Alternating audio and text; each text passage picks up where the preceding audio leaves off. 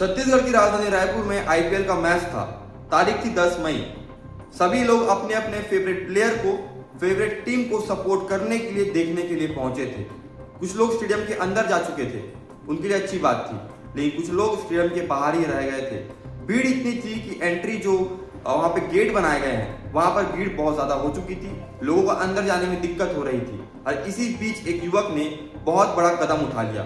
उसने दीवार से छलांग लगाई, उस दीवार से जहां पर पहले से फेंसिंग लगे हुए हैं।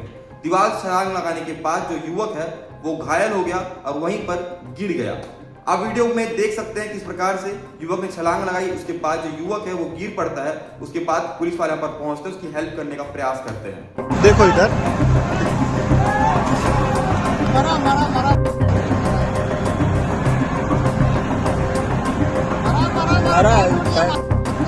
डर गया। गाली मत बकू ना, वीडियो बना रहा हूँ। ये वाला